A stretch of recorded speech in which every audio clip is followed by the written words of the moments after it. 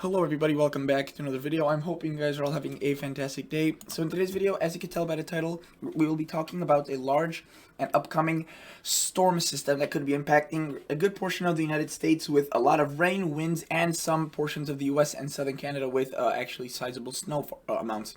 Now, since the last video I made about this system, there have been, again, the models, if you recall, really indecisive about this storm. There was, a chance for some sort of a system from the north coming in, maybe a clipper, and attaching this moisture to its cold front and then riding up the northeast coast. There were some talks about maybe a separate southern system developing.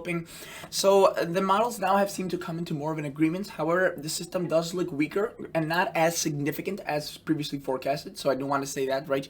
I'm not going to be up here trying to upkeep something that, I may have gone a little bit too far ahead with the wording in terms of last storm's video title, because it doesn't seem as if this thing will be as significant as I previously thought. But obviously, I make mistakes, and I always admit it when I do. There's really no shame in that, unfortunately, especially for meteorologists. And I think it's worse when someone tries, kind of hiding that. So do note that there could be, again, still quite a bit of disagreement with these models, and nothing is still set in stone. But let's start showing you this. So again, there's that little disturbance from the north right here that is still going to be making its landfall across the northwest. There are some winter weather advisories and some warnings posted, so that's going to be making some impact for the Thanksgiving travel, the day before tomorrow, so the day before Thanksgiving, so Wednesday, that's going to be leaving quite a bit of areas with some snow to get rid of. And that could, obviously impact a few locations in terms of their delays. So if you live across the northwest, keep that in mind. Notice this thing goes through the south, and here is what's interesting. It makes this little trough as the system comes down, and then it becomes closed off, this pocket of cold air, as it kind of gets closed off from the rest of the jet stream flow, so it's just kind of left stuck there. And we see a large surging air mass in terms of moisture and rain, mainly from the south. However, there is a growing sign, and actually some models are showing some significant snow potentially across the panhandles of both Oklahoma and Texas and portions of eastern New Mexico. And notice that as I put this forward, what we do start seeing is a good amount potentially of some severe weather developing on Friday, late Thursday, so late Thanksgiving Day and into Friday. So again, this system is still going to be impactful, still going to be large. It's just that it may not necessarily be as snowy as previously thought for the areas that I mentioned. So do note, if you live across Amarillo, this thing could be a absolute monster winter storm for you in terms of the amounts of snow that could be falling. So notice this thing kind of meanders for a while, this cool pocket of air delivering quite a bit of snow here. These snowfall rates will be heavy throughout the day on Friday and into Friday overnight. Notice though, it does move out, and this is just one model interpretation. As notice, this is still around 84 to 100 hours out. There is still some disagreements. Now, what the system does next, again, notice that there's that little clipper that earlier was thought to kind of take all of this moisture and swoop it up the northeast coast and develop a system here. It's a bit too quick, and it does take some moisture with it, but it seems as if the remaining kind of system dries up towards the north. Again, there's a lack of cold air towards the north, so there won't be much snow, a lot of rain, but eventually it does start turning into some snow as it crosses into southern Canada. So maybe for cities of Quebec, they could still be a decent snow event. Further southern cities across Canada, Toronto, Montreal, Ottawa, not so much, and not so significant with that snow, even if it does occur. Notice though, a good portion, the Midwest, the eastern Midwest, and into a good portion of the Northeast and Mid-Atlantic, there's going to be heavy rain disruptions, obviously, and cloud cover and everything that comes with that, and some decent winds as well. Nothing incredible, but there could be some wind concerns as well. And yeah, so that's that. And you can see that the GFS has been kind of doing this for a few model runs now, so it has finally driven into some consistency. Notice there's that little pocket of cool air. Again, there's that snow across the panhandles of Oklahoma and Texas. And then again, there's that little clipper that does bring some snow across southern Canada and takes a little bit of that precip away. But again, that main system a little bit delayed. And you can see there's the GFS. It showed a stronger system in its previous model run. It could still show that. As again, it's still showing a little bit of inconsistency, obviously, but it's still way less than what it did a couple days ago. And again, there's that panhandle snow across the south. There's this system, a lot of rain across the south. So, if you're dry, that's good, but there could also be severe weather. So that's definitely not something you'd like to see. And notice it does drive up the northeast coast there.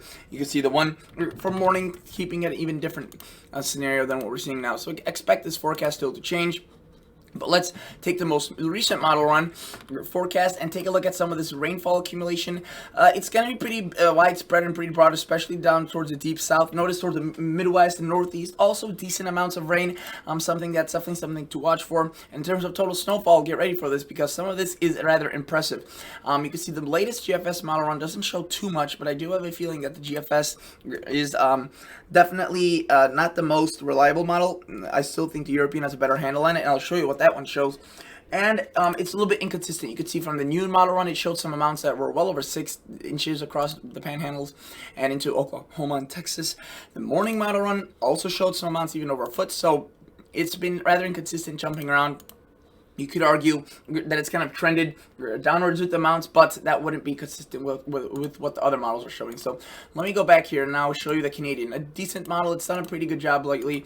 I would say, not as good as the GFS or the European, but it's there. Notice there's that little clipper, that cold air. There's that moisture across the south, potentially that severe weather on late Thursday and into the day Friday. Again, there's that snow, and you can see the Canadian does develop it. Not as significant as the GFS, but it's definitely there. Very similar feature, and then it takes that system and drives it up to the north. What the Canadian also shows is this little disturbance across Minnesota, Wisconsin that does bring a little bit of snow into Canada, maybe into Wisconsin, northern Michigan, and you can see it develops it still into a much greater system. I mean, that's still a sizable storm. It's just mainly a rainmaker for the Northeast and the Midwest. Eventually into southern Canada, it does develop into a pretty wintry system. As I take a look at the total, and again, it's pretty far north into Canada. It's not really affecting a lot of most of the Canadians that live within that 50 to 100 miles of the U.S. border. Total snowfall amounts you can see are obviously right here, something we'll have to be concerned for, the Northwest and across southern Canada. But with the Canadian, what's more impressive is the rainfall amounts, which you can see are pretty broad and widespread, showing many areas getting well north over an inch to 2 inches. And now let's take a look at the European model. So this is the one I do think has the best handle on it. Notice there's that little northwest system. Again, quite a bit of moisture with it initially, though. It does get eaten up by the mountains relatively quickly, and then it kind of gets swallowed up and incorporated into this bigger system. Again, a lot of moisture. Some nasty storms could be developing there across the deep south, as the system is, very close to the south. Available moisture is plentiful. And notice what the European shows. Probably the most robust with this snow right here across New Mexico and Texas, and it takes a long time with this. You can see there's that clipper, takes some of that moisture away, while the European is still really, again, much more slower with this development as compared to the GFS. It does finally kick it out of there, and you can see that it does move up into the Midwest, into the Northeast, and it does slowly intensify as it moves up there. So you can see some strong winds with this will definitely be possible across the Northeast, and it does develop into a wintry mess. Notice though, obviously, I didn't show you this on the GFS or the Canadian, but all three, including the European, which I'm showing you right now, do show a very active pattern following this system, with a big storm making its way into the western United States, eventually performing or developing into some sort of a system across the Midwest. There's so many different interpretations of this. We'll have to wait and see how this unfolds, but there are some signs that this could be another big storm, and the pattern after that looks active. So good news for the folks out west, Nevada, Utah, California, Northwest, Southwest. It seems that everyone will be getting pretty much rain and moisture there, so that's definitely something good. Let me show you some of these total snowfall accumulations based on the European model. So again, the European by far the most bullish with this. You can see showing in some areas over even 2 feet. I wouldn't say it's likely to see 2 feet of snow, though I would say that it is possible to see an overproducer, maybe 6 to 8, 10 inches, because of how heavy the snow will fall, and the dynamics are there. Again, that cooler kind of gets trapped there. It's going to be stationary for a while, so there's not really going to be anything there to kick it out. So that's definitely a possibility. We've seen these type of events happen before. And in terms of total accumulated precipitation, so it's including the rainfall, you can see that it's, again, pretty significant across a good portion of the United States, though mainly across the south. We have those concerning amounts of rain where it could get heavy, and also where we do have that severe weather threat. So that is just a few models though, so it's not necessarily the best look at it. So let me show you the ensemble. So what I have right now is EPS. This is made up of 50 different individual models, and their different snowfall forecasts are all overlaid on top of each other to get kind of an average look. And notice that the average from the from the European family across the Texas Panhandle is stunningly high, almost showing a bullseye there of almost a foot of snow, right? And then you already see that purple that's well over 6 inches, and you already see that bluish color that's over 2. So a pretty significant area could be seeing some snow there across the panhandle. So that's definitely something we will have to watch for. Notice that as I click on the GFS ensemble, so this is a different family, or a different group, again, a good tool to look at, kind of an average look at what these models are looking at, and you can see that they do show snow there, but it's a lot less significant than what the European shows. So again, there's that difference still, and you can see further eastward, neither the European or the GFS family really showed significant amounts across the northeast or anything of that. So again, I'm more confident about that forecast being, mainly rain. Again, how much rain, that's still obviously those differences are still there, but you can see that there's quite a bit of difference here. And notice as I put this further out into time, obviously the snow colors blossom, and we'll be seeing a very active pattern, except again, naturally there's just a lot of disagreement, so the models are just kind of not really showing anything, just a general increase in snow.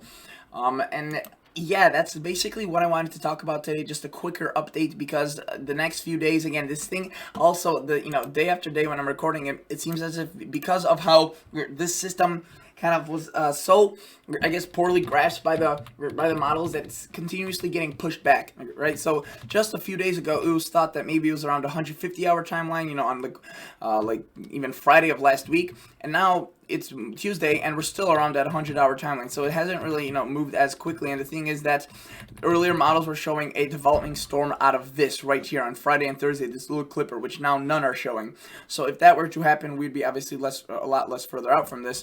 But because it's going to be slower moving, the big event, if you will, is going to be occurring this upcoming kind of weekend. So yeah, still a lot of details to get kind of figured out, but we do have a general decrease in amount of snow for the Northeast, an increase for the panhandles of Texas and Oklahoma, and obviously a decrease into southern Canada as well, but overall an increase in rain, and a bit further of a westward track. So you can see cities now like Chicago getting in on that rain, and earlier they weren't supposed to. All right, that's basically it though, guys. Thank you so much for watching. I'll catch you later.